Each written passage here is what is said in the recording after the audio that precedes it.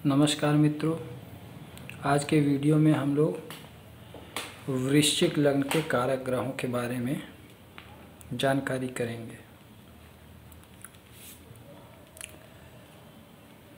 तो देखिए, वृश्चिक लग्न में जो सूर्य होता है दशम भाव का स्वामी होता है, और दशम भाव का स्वामी होने की वजह से जब पाप ग्रह केंद्र का स्वामी होता है तो एक शुभ ग्रह हो जाता है। तो इसलिए वृश्चिक लग्न में कारक जो है सूर्य जो है कारक ग्रह है। ठीक, उसके बाद चंद्र देखिए, चंद्र जो है इसमें नवम भाव का स्वामी है। तो नवम भाव का स्वामी जो, क्योंकि ये एक त्रिकोण भाव है इसलिए नवम भाव का स्वामी जो होता है बहुत ही शुभ ग्रह होता है ये। और चंद्र इसमें बहुत ही शुभ ग्रह है, बहुत ही जो कारक ग्रह है, क्योंकि एक तो नवम भाव का स्वामी है, त्रिकोण का स्वामी है, पहली बात ये। दूसरी बात ये, चंद्र जो है नैसर्गिक रूप से भी शुभ ग्रह है। ठीक, दूसरी बात ये, तीसरी बात ये हुई कि ये किसी पाप, क्योंकि चंद्र की एक ही राशि होती है तो इसलिए किसी खराब भाव का स्वामी भी नहीं है, इस वजह से भी ये शुभ ग्रह है। उसके बाद चौथा पॉइंट इसको ये मिलता है कि ये जो लग्न है, लग्न क्योंकि वृश्चिक लग्न मंगल का लग्न होता है तो चंद्र जो है मंगल का भी मित्र ग्रह है चंद्र, तो इसलिए ये बहुत ही योग कारक ग्रह हो जाता है वृश्चिक लग्न में। और वृश्चिक लग्न में योग कारक ग्रह होने की वजह से जो थोड़ा सा भी अगर बलवान हो, थोड़ा सा भी बली हो तो ये जातक के लिए बहुत ही शुभ होता है। ठीक, और इसकी वो महादशा, अंतरदशा और इसके ग्रहों के योग बहुत ही अच्छा फल देंगे। लेकिन इसमें ये बात ध्यान देना चाहिए कि चंद्र जो है पक्ष बली होना चाहिए। पक्ष बली अर्थात चंद्र और सूर्य में कम से कम 70 डिग्री का अंतर होना चाहिए।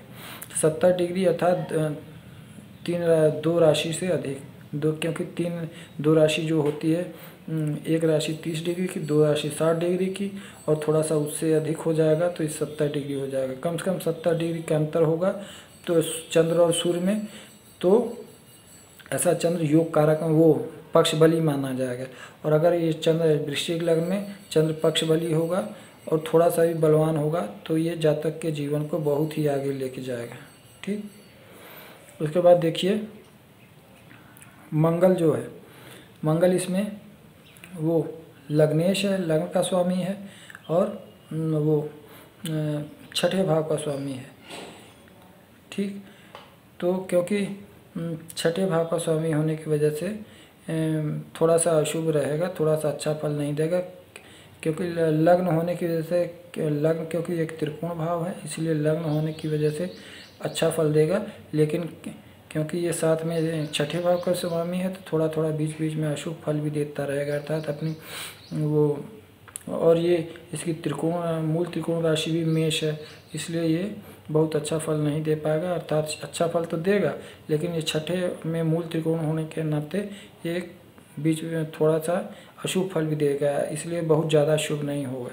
ठीक, उसके बाद बुध जो है इसमें देखिए एक 8वें भाव का स्वामी है और एक 11वें भाव का स्वामी है।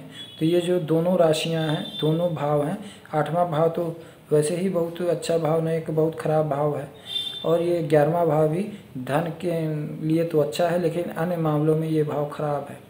अन्य मामलों के लिए इस भाव का स्वामी अच्छा फल नहीं देता है, वो जीवन को में बहुत संघर्ष, बहुत समस्याएं, बहुत परेशानियां देता है। इसलिए बुध इन दोनों भावों का स्वामी हो गया है।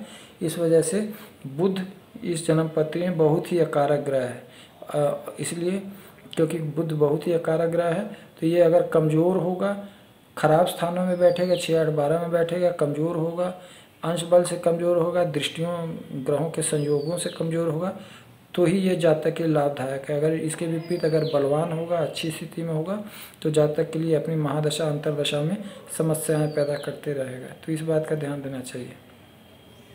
उसके बाद देखिए गुरु जो है, गुरु एक इसमें, गुरु इसमें दूसरे भाव का स्वामी है वृश्चिक लग्न में और 5वें भाव का स्वामी है। दूसरे भाव का स्वामी जो होता है एक न्यूट्रल होता है, अर्थात वो न पाप होता है न शुभ होता है, न कारक होता है न अकारक होता है। इसलिए गुरु अपनी दूसरी राशि के हिसाब से फल देगा। और गुरु जो है दूसरी राशि की बहुत ही शुभ है, त्रिकोण में है। इसलिए गुरु जो है इस वृश्चिक लग्न में एक योग कारक ग्रह है। योग कारक ग्रह अर्थात बहुत ही शुभ ग्रह। और हम लोग जानते हैं कि गुरु नैसर्गिक रूप से भी शुभ ग्रह है। उसके बाद लग्न जो है मंगल लग्न का भी मित्र है। इसलिए अपनी महादशा अंतर्दशा में बहुत अच्छा फल देगा। और गुरु अगर अच्छी स्थिति में होगा, केंद्र में होगा, त्रिकोण में होगा, तो बहुत ही अच्छा फल देगा। ठीक। और क्योंकि ये योग कारक ग्रह है, अगर थोड़ा सा भी बली होगा, थोड़ा सा भी अच्छी स्थिति में होगा, और जातक की अगर युवा अवस्था में इसकी दशा अंतर्दशा महादशा आ जाती है, तो जातक के जीवन को बहुत ऊंचाइयों तक ले जा सकता है ऐसा गुरु। ठीक। उसके बाद देखिए शुक्र जो है इसमें एक तो 12वें भाव का स्वामी है इसका, और ये सप्तम भाव का स्वामी है। तो ये 12वें भाव का स्वामी जो होता है न्यूट्रल होता है। इसकी वजह से ये इस का फल देगा, क्योंकि ये राशि केंद्र में है और शुक्र जो है शुभ ग्रह है। तो जो शुभ ग्रह होता है अगर केंद्र का स्वामी होता है तो वो अशुभ हो जाता है, अर्थात अकारक हो जाता है, और इसको केंद्र आधिपत्य दोष लग जाता है। इसलिए जो शुक्र है ये तो वृश्चिक लग्न की जन्म पत्री में अकारक ग्रह होगा।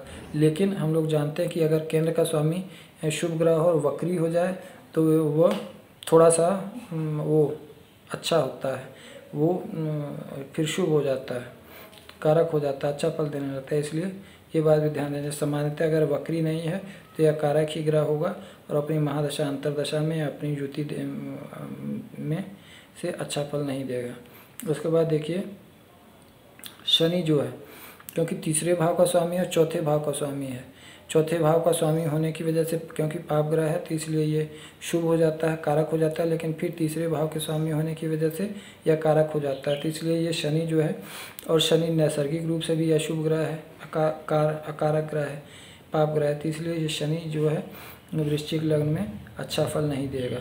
ठीक। इसलिए हम देखते हैं कि गुरु और चंद्र जो वृश्चिक लग्न में बहुत ही शुभ ग्रह हैं, बहुत ही कारक ग्रह हैं। इसलिए ये अगर थोड़ी से भी अच्छी स्थिति में हुए, थोड़े से भी बली हुए, अच्छी स्थिति में हुए और इनकी वो युति, इनकी स्थिति जातक को बहुत ही अच्छा फल देगी।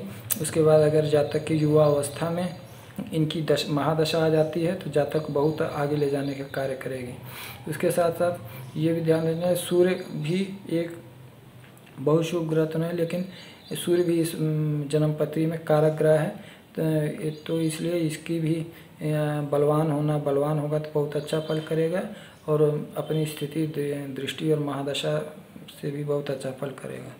ठीक। तो आशा करता हूँ ये वीडियो आपको अच्छा लगा होगा। अगर अच्छा लगा तो कृपया हमारे वीडियो को लाइक कीजिए, चैनल को सब्सक्राइब कीजिए, और अगर आप हमसे कांटेक्ट करना चाहते हैं तो इस मोबाइल नंबर से हमसे कांटेक्ट कर सकते हैं। धन्यवाद।